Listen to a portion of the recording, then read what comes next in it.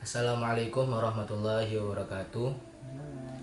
Perkenalkan, nama saya Habib Rayodin dari Prodi Hukum Ekonomi Syariah semester 1 dengan NIM 2191024001. Di sini saya akan mempresentasikan makalah saya tentang sumber-sumber hukum. Jadi langsung saja ke pembahasan. Yang pertama yaitu pengertian sumber hukum. Sumber hukum ialah segala atau apa saja yang menimbulkan aturan-aturan yang mempunyai kekuatan yang bersifat memaksa, yakni aturan-aturan yang apabila dilanggar akan mengakibatkan sanksi yang tegas. Menurut R. Suroso dalam bukunya Pengantar Ilmu Hukum, sumber hukum adalah segala sesuatu yang menimbulkan aturan-aturan yang mengikat dan memaksa, sehingga apabila aturan-aturan itu dilanggar akan menimbulkan sanksi yang tegas dan nyata bagi pelanggarnya. 2. Masuk ke macam-macam sumber hukum. Sumber hukum dibagi menjadi 2, yaitu hukum formil dan hukum material. Pertama yaitu sumber hukum material, ialah tempat di mana hukum itu diambil. Sumber hukum material merupakan faktor yang membantu pembentuknya hukum, misalnya hubungan sosial politik, situasi sosial ekonomi, pandangan keagamaan, dan kesusilaan hasil penelitian ilmiah. B. Yang kedua, sumber hukum formil, yaitu sumber hukum yang mana secara langsung dapat dibentuk hukum yang akan mengikat masyarakat. Dinamai dengan sumber hukum formil karena semata-mata mengikat cara untuk mana timbul hukum positif. Masuk ke 4, yaitu sumber hukum formal di Indonesia. Sumber-sumber hukum formal membentuk pandangan-pandangan hukum menjadi aturan-aturan hukum, membentuk hukum sebagai kekuasaan yang mengikat. Jadi sumber hukum formal ini merupakan sebab dari berlakunya aturan-aturan hukum.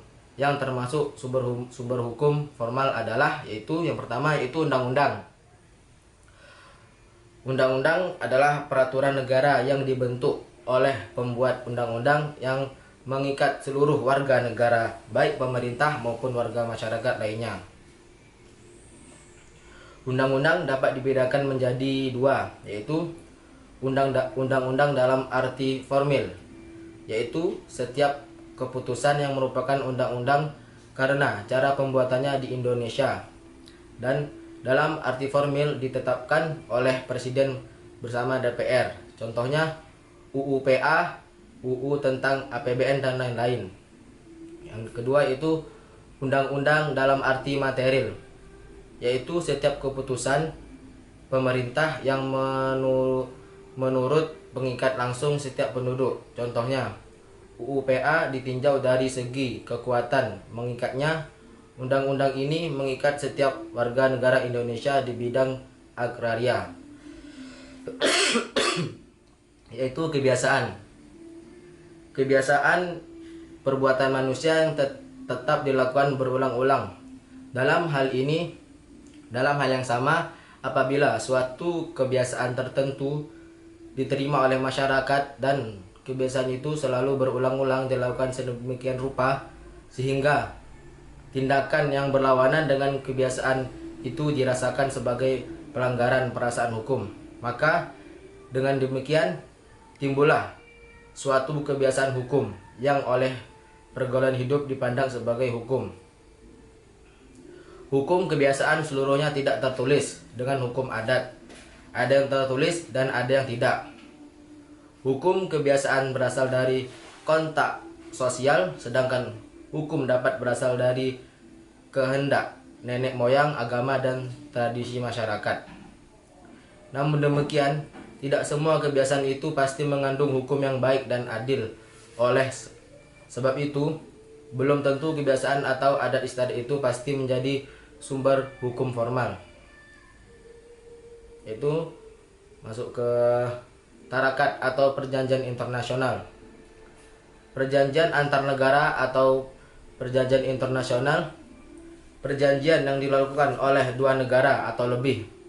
Akibat perjanjian ini ialah bahwa pihak-pihak yang bersangkutan terikat pada perjanjian yang mereka adakan. Hal ini disebut dengan pacta sunt servanda, yang berarti bahwa perjanjian mengikat pihak-pihak yang mengadakan, atau setiap perjanjian harus ditaati dan ditepati oleh kedua belah pihak. Macam-macam traktat. Traktat bilateral, yaitu traktat yang diadakan hanya oleh dua negara. Misalnya, perjanjian internasional yang diadakan antara pemerintah Republik Indonesia dengan pemerintah RRC tentang kewarganegaraan. Dua, yaitu traktat multilateral, yaitu perjanjian internasional yang diakui oleh beberapa negara. Misalnya perjanjian kerjasama beberapa negara di bidang pertahanan dan ideologi seperti NATO. Yang ketiga yaitu traktat kolektif atau traktat terbuka, yaitu perjanjian yang dilakukan oleh beberapa negara atau multilateral yang kemudian terbuka untuk negara lain. Lanjut, yang keempat yaitu jurisprudensi. Pengertian jurisprudensi di negara-negara yang hukumnya common law lebih sedikit luas, di mana jurisprudensi berarti ilmu hukum, sedangkan pengertian jurisprudensi di negara-negara Eropa atau kontinental hanya berarti putusan pengadilan. Jurisprudensi biasa yaitu seluruh putusan pengadilan yang telah memiliki kekuatan pasti, yang terdiri dari putusan perdamaian, putusan pengadilan negeri yang tidak dibanding.